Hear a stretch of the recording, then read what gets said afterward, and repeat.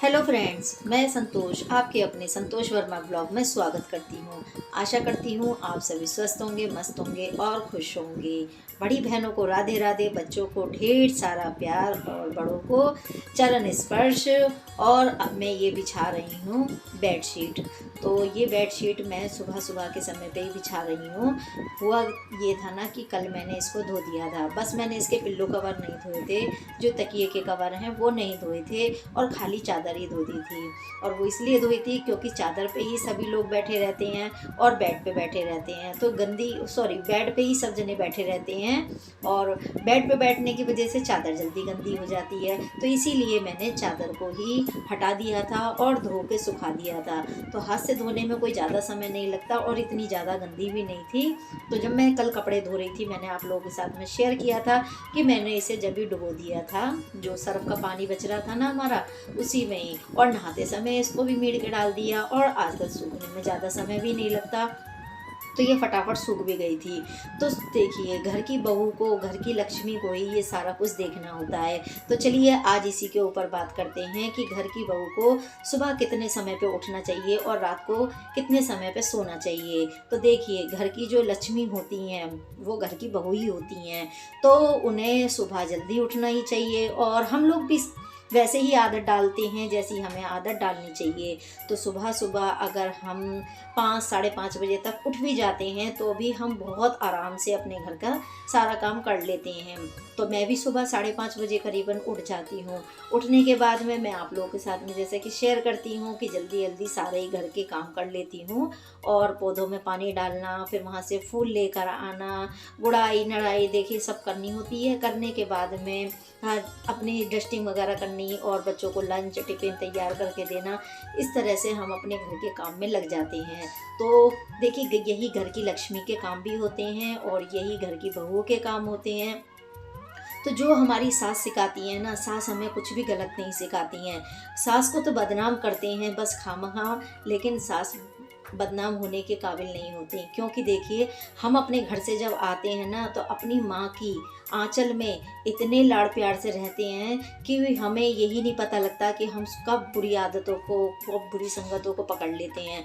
जब हमारी मम्मी ने कहा उठ जाओ बेटा, तो हमने कहा नहीं मम्मी, अभी 1 घंटा और सो जाने दो। और मम्मी कुछ नहीं कहती हैं, सोने देती हैं, यही सोच के कि पता नहीं पराया घर कैसा मिलेगा। लेकिन सास नहीं सोने देगी, क्योंकि अब उन्हें अपने घर के कायदे कानून में अपनी बहू को डालना है, अपने घर के रीति रिवाजों को अपनी बहू को सिखाना है। तो इसीलिए सास को तो खामखा बदनाम किया जाता है। सास बुरी नहीं होती हैं, बिगड़े हुए बच्चों को सास ही सुधारती हैं। जो बिगड़ी हुई बेटियां होती हैं उनको सुधारने का काम सास का ही होता है। और जब माँ भी ये कहती है कि मेरी बेटी को कुछ नहीं आता है, जब लड़की को देखने के लिए जाते हैं तब वो सीधे रूप से ये कहती हैं कि देखो जी, हमको, हमारी बेटी को कुछ नहीं आता है, लेकिन फिर भी सास ये कहती है कि मैं अपने आप सिखा लूँगी। तो वो अपने आप सिखाने का क्या मतलब कहती हैं कि भाई मेरे घर के रीति रिवाज, मेरे घर के नियम कानून जो भी हैं, अब इसके बाद में मैं खुद सिखाऊंगी। तो इसीलिए वो सिखाती हैं और उनका थोड़ा सा डिसिप्लिन टाइट होता है। उस डिसिप्लिन टाइट को बहुएं ये कह देती हैं कि हमारी सास हमें परेशान करती हैं, सुबह सुबह जल्दी उठा देती हैं, रात को देर से सोने को कहती हैं और सारा दिन कुर्र कुर्र करती रहती हैं कि खड़े होके पानी मत पियो, कि ये काम ऐसे मत करो, कि वो काम ऐसे मत करो। तो वो गलत नहीं कर रही, वो जो उन्होंने ये बात बोला था आपकी मम्मी से कि हाँ मैं अपने घर के रीति रिवाज और कायदे कानून से ही सब सिखा लूँगी, तो भाई वो अपनी जिम्मेदारी को निभा रही हैं। अब आप उनकी बेटी नहीं रही हो, जो आप अपनी माँ की थी बेटी नहीं रही हो, अब उनकी सास की बहू बन गए हो। तो देखिए, फिर बहू के हिसाब से ही तो अपनी जो सास है वो ढाल के चलेगी। अब देखिए, मेरे चाहे बताने का कुछ भी मकसद हो, आप लोग समझ तो रहे ही होंगे कि मैं क्या कहना चाह रही हूँ। तो वही बात है बस, कि जो भी सास हैं उनको देखिए बदनाम मत कीजिए। मैं अपनी सास की कभी बुराई नहीं करती हूँ। पूरे 1 साल हो गया है इस मुझे यूट्यूब चैनल पे, लेकिन मैंने कभी भी अपनी सास की बुराई नहीं की। हमेशा यही कहती आई हूँ कि मेरी सास बहुत अच्छी थी, क्योंकि वो अपनी बहू को अपनी बेटी से भी ज़्यादा प्यार करती है देखा जाए तो। सारे नियम कानून कायदे सारे सिखाती है, अपने जितनी भी हमारे रीति रिवाज होते हैं सब सिखाती है, तो क्यों नहीं प्यार करेगी। और कोई भी सास अपनी बहू को लेकर आती है, लाड़ चाव से लेकर आती है, ना कि उसको परेशान करने के लिए। और यहाँ घर का सब नाश्ता खाना सब हो गया था, पूजा पाठ सब कर ली थी मैंने। उसके बाद में घर से सभी चले भी गए हैं, बच्चे स्कूल चले गए हैं, हस्बैंड अपने काम पे चले गए हैं और मैं बिल्कुल फ्री हो गई थी। तब मैंने झाड़ू लगाई है। ये समथिंग ऐसे होगी करीबन 12 या 1 बजे की झाड़ू है जो मैंने अब लगाई है। क्योंकि होता क्या है ना कि जब सब जने सुबह तैयार हो जाते हैं तो छोटे छोटे जो बाल गिरते हैं ना वो सारे फर्श पे सफ़ेद वाले पे दिखाई देने लगते हैं। और इसी वजह से मैं ये सारे में झाड़ू लगा दे रही हूँ। झाड़ू लगा के इसको सबको बटोर लूँगी ताकि ना ये सारे में फैले नहीं। और नहीं तो अब वो दोपहरी का खाना पीना होएगा तो फिर सारे में ये बिखरे बिखरे डोलेंगे।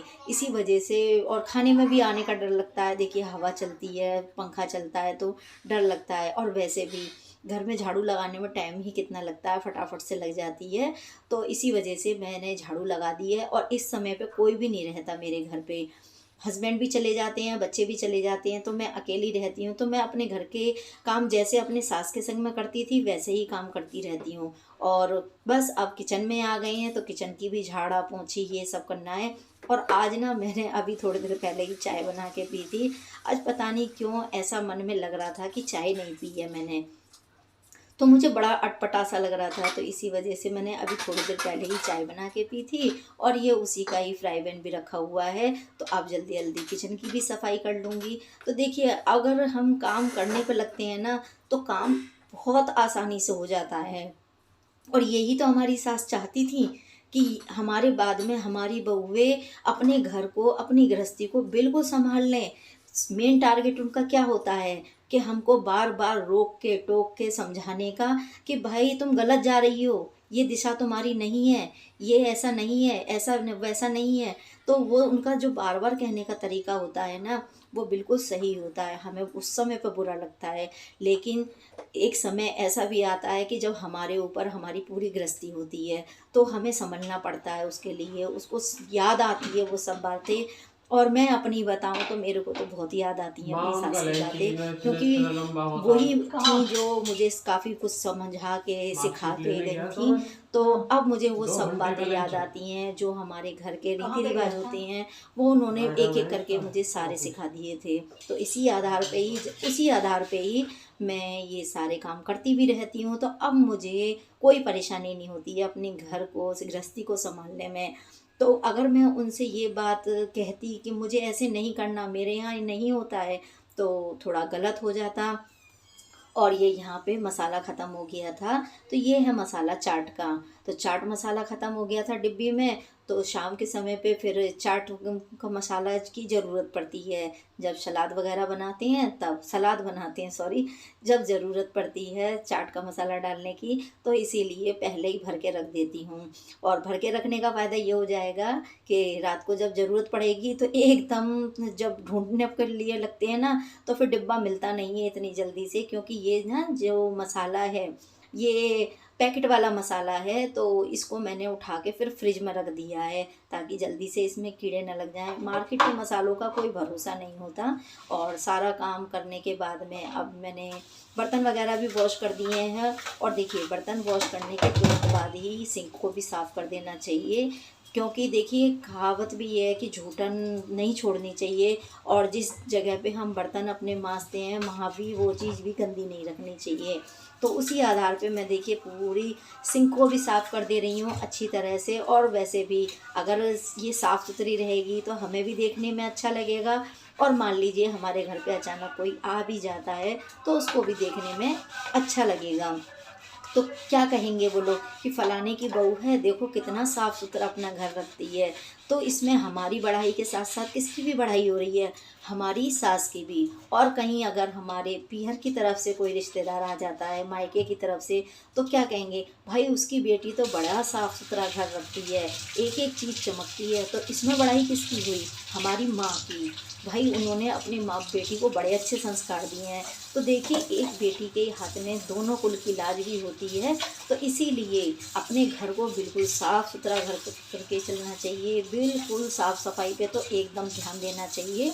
तो वही बात बस मैं आपको समझाने की कोशिश कर रही थी कि जो घर की बहुएँ होती हैं उनको कितने बजे उठना चाहिए, कितने बजे सोना चाहिए। सोने का तो देखिए ऐसा है कि सबका काम अलग-अलग है। किसी के हस्बैंड 8 बजे भी आ जाते हैं ड्यूटी करके और किसी के 11 बजे तक आते हैं। तो देखिए सोने का तो सबका अपना-अपना अलग वो है, लेकिन उठने का समय सुबह जल्दी का ही है।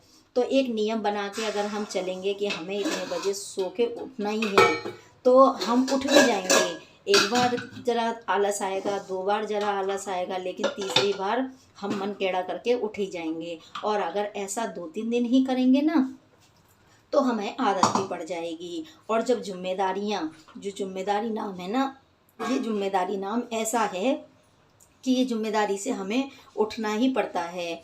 अगर हम ज़िम्मेदारी रखेंगे अपने ऊपर, तो हमें उठने में बिल्कुल भी संकोच नहीं होगा। हमें याद रहेगा कि अरे हम अगर नहीं उठे तो हमारे बच्चे भूखे चले जाएँगे, बिना खाना लिए चले जाएँगे। और फिर याद आएगा कि अगर मैं नहीं उठी अभी समय से, तो फिर मेरे हस्बैंड भी भूखे चले जाएँगे, बिना टिफ़िन लिए ही चले जाएँगे। तो ये ज़िम्मेदारी होती है इंसान के ऊपर। तो इसीलिए 1-2 बार ही परेशानी होती है, लेकिन फिर आदत बनना शुरू हो जाती है। और फिर क्या है, फिर तो अपने घर का जल्दी-जल्दी सारा काम अपने ही आप होने लगता है। एक बार बस लग जाइए आप काम से, काम आगे-आगे भागता है और हम पीछे ही रह जाते हैं।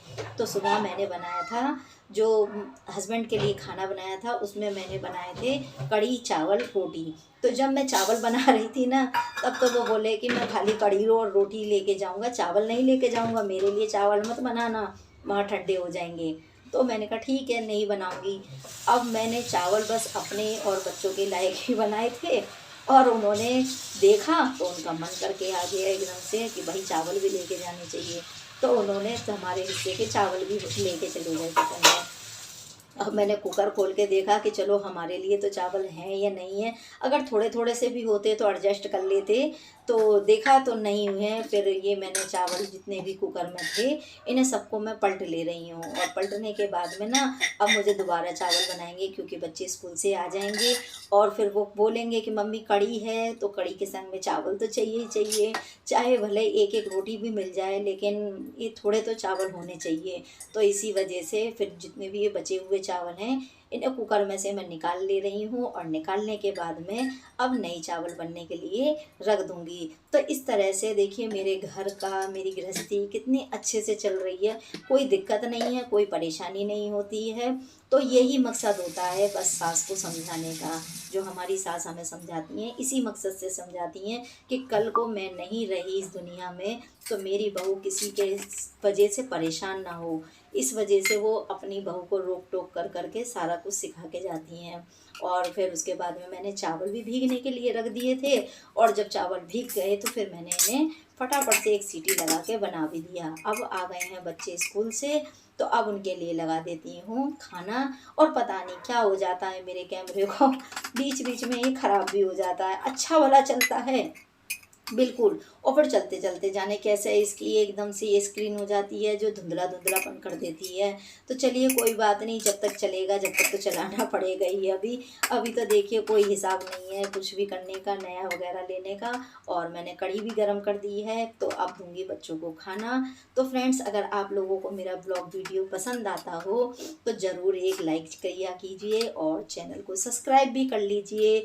और देखिए, कोई बात पूछनी हो तो कमेंट करके भी पूछ सकते हैं, और ज़्यादा से ज़्यादा शेयर कीजिए। तो चलिए इसी के साथ लेती हूँ आप लोगों से अलविदा।